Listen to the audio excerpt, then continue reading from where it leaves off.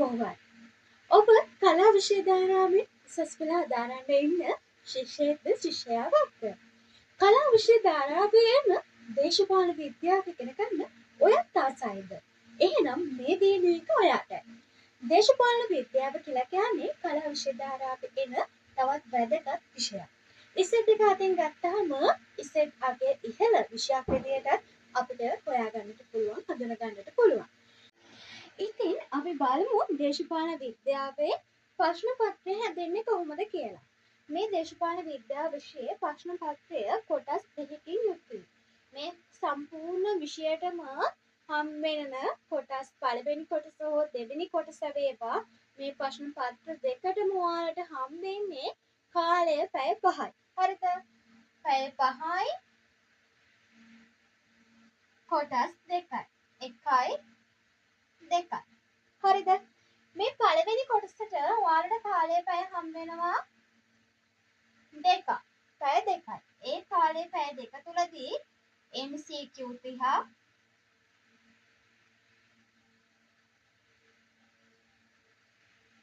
කෙටි ප්‍රශ්න 20ක්. ලකුණු 2 ගානේ ඔන්න 100 හැදෙන විදිය. MCQ 30ට ලකුණු 2 ගානේ 60යි, කෙටි ප්‍රශ්න 20ට ලකුණු 2 ගානේ 40යි. ඔන්න ওই විදිහට පළවෙනි පේපර් එක හැදෙනවා. එතකොට දෙවෙනි පේපර් එක හැදෙන්නේ 1 2 3 කියලා කොටස් 3ක් තියෙනවා. මේ දෙවෙනි පේපර් එකටම හම්බෙන්නේ කාලය පැය 3යි. මේ කොටස් තුනෙන් ඔයාලා ප්‍රශ්න 5ක් ලියන්න ඕනේ.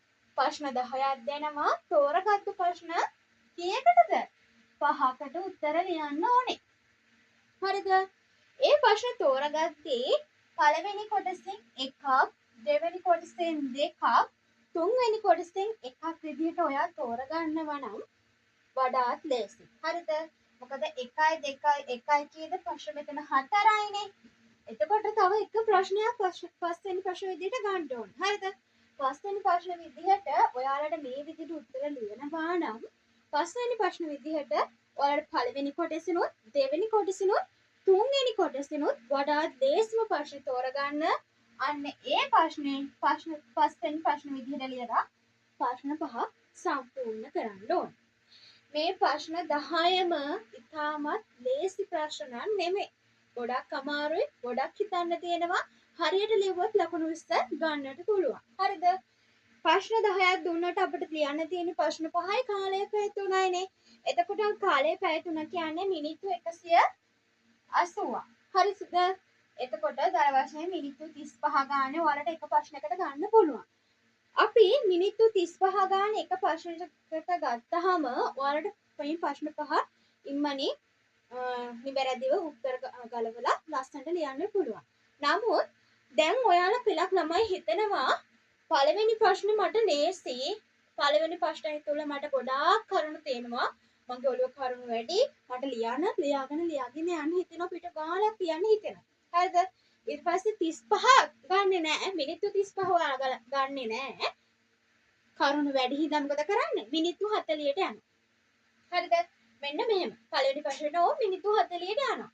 ඒ වගේම දෙවෙනි ප්‍රශ්නෙත් මට ලේසි. අනේ මට තව කරුණු තියෙනවා. ඔන්න ඔහොම කියලා මිනිත්තු 40ක් විතර ගන්නවා. මෙන්න මේ විදිහට ප්‍රශ්න 3කට විතර මිනිත්තු 40 ගන්න ගියොත් මොකද වෙන්නේ? ඔයාලට පස්වෙනි ප්‍රශ්නෙට තියෙන කාලය අඩු වෙනවා. එතකොට පස්වෙනි ප්‍රශ්නෙට මිනිත්තු 15ක් 20ක් වගේ ඉතුරු වෙනවා. ඔන්න එතකොට ඔයාලා කලබල වෙන්න පටන් ගන්නවා. කලබලවලා මේ ප්‍රශ්න උත්තර ලියාගන්න බැරුව මොකද වෙන්නේ? අමාරුවේ වැටෙනවා. ඊට වඩා ලේසි මුලින්දම ප්‍රශ්න පත්‍රය තේරුම් ගන්න, පේපරේ ප්‍රශ්න කලප ගන්න, කාලය කළමනාකරණය කරන්න, කාලය කළමනාකරගෙන නිවැරදි තොරතුරු ඒ විදිහට හදාගන්න. අන්න එතකොට ඔයාලට මේ පේපරේටත් ලකුණු 100 ගන්න එක අමාරු වැඩක් නෙමෙයි, පහසුවෙන් ගන්න පුළුවන්. හරිද? මුලින්ම මතක තියාගන්න ඕනේ මිනිත්තු 35ක් තිබ්බට ඔයාලා 35ම ගන්න යන්න එපා. ගෙදරදී පුළුවන් තරම් ප්‍රැක්ටිස් කරන්න මිනිත්තු 30ට මිනිත්තු 33ට කාලය ගන්න. එක ප්‍රශ්නයක් අපි පිටු 10ක් පිටු 15ක් ලිව්වත් වැඩන්නේ නැහැ.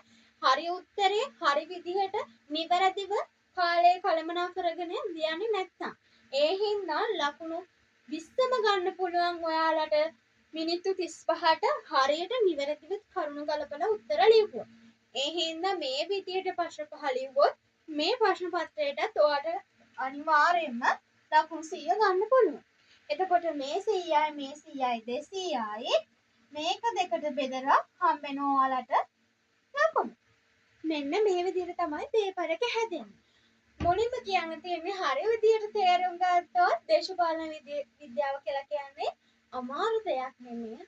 හරි අවබෝධයෙන් කරනවා නම් ඔයාලට කලා විෂය ධාරාවෙන් එතකොට ඒකක් ගන්න පහසෙන්ම ඒකක් කරා ළඟා වෙන්න පුළුවන් විෂයක් විදියට මේ විෂය හඳුන්වලා දෙන්න පුළුවන්. ඒ හින්දා ආසාවෙන් ඉගෙන ගන්න එතකොට ඔයාලටත් පුළුවන් ඒ සම්මාර්ථයක් ගන්න.